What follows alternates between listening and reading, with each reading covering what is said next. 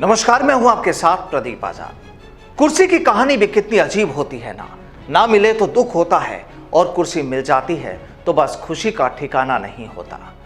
दरअसल ये सियासी कुर्सी की कहानी है और सियासी कुर्सी की कहानी में कुछ ऐसा ही नजर आता है।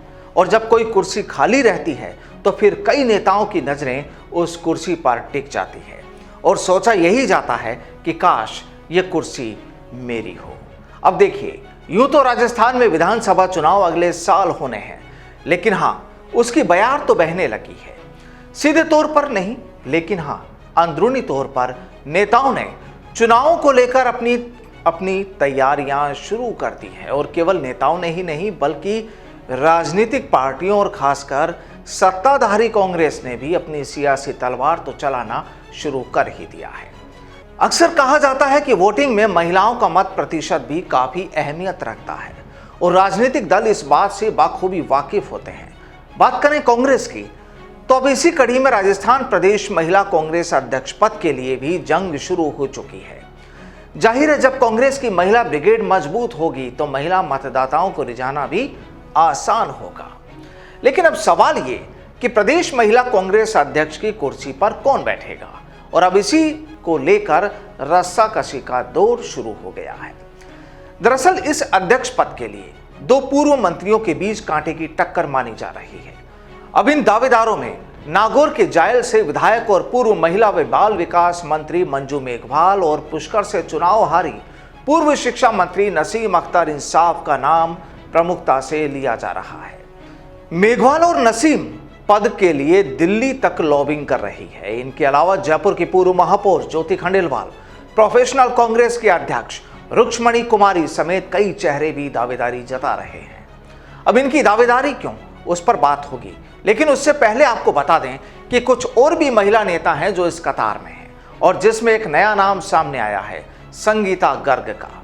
ऑल इंडिया महिला कांग्रेस कमेटी की नेशनल कोऑर्डिनेटर संगीता गर्ग ने आज एक बयान जारी किया है, जिसमें उन्होंने कहा है कि मैं पहले राजनीतिक नियुक्ति के लिए संघर्ष कर रही थी, आज भी प्रयासरत हूं। जैसा आपको विदित है, हमेशा ही महिलाओं से जुड़े मुद्दों को प्रमुखता से उठाया है, महिलाओं के लिए संघर्षरत रही हूं। अतः राजस्थान महिला कांग्रेस की प्रदेशाध्यक्ष पद के लिए प्रयासरत हूं। आपका सहयोग मेरे लिए अपेक्षित है। तो जाहिर है कि एक अदद कुर्सी के लिए पासा फेंकने वाले किरदार तो कई हैं। तो चलिए आपको बताते हैं अब पीछे की कहानी। दरअसल पूर्व महिला व बाल विकास मंत्री मंजू मेघवाल दलित समाज से ताल्लुक रखती हैं। ऐसे में उन्हें महिला कांग्रेस अध्यक्ष बनाकर दलित वोट बैंक साधने की रणनीति अपनाई जा सकती है। फिलहाल कांग्रेस के किसी भी अग्रिम संगठन में दलित अध्यक्ष नहीं है और इसीलिए उनकी दावेदारी मजबूत मानी जा रही है। पूर्व शिक्षा मंत्री नसीम अख्तर इंसाफ अजमेर के पुष्कर इलाके से आती है। प्रदेश कांग्रेस उपाध्यक्ष और बीकानेर की संभाग प्रभारी माइनॉरिटी की अनदेखी के आरोप लगातार कांग्रेस पर लग रहे हैं। बीजेपी माइनॉरिटी मोर्चा ने भी सरकार यानी कांग्रेस सरकार को इस मुद्दे पर घेरा हुआ है। ऐसे में माइनॉरिटी में पॉजिटिव मैसेज देने के लिए भी नसीम अख्तर को इस पोस्ट पर जगह दी जा सकती है। जयपुर की पूर्व महापौर ज्योति खंडेलवाल वैश्य समाज से हैं। कई व्यापार मंडल एसोसिएशन समर्थन में है। हाल ही में हुई राजनीतिक नियुक्तियों में ज्योति खंडेलवाल को व्यापार कल्याण बोर्ड और रुक्मणी कुमारी को समाज कल्याण बोर्ड का मेंबर बनाया गया है। बताया तो यह भी जाता है कि दोनों ही अंदरूनी तौर पर इससे खुश नहीं हैं। महिला कांग्रेस अध्यक्ष पद पर इनकी नजरें हैं। रुक्मणी कुमारी प्रोफेशनल कांग्रेस की प्रदेश अध्यक्ष हैं।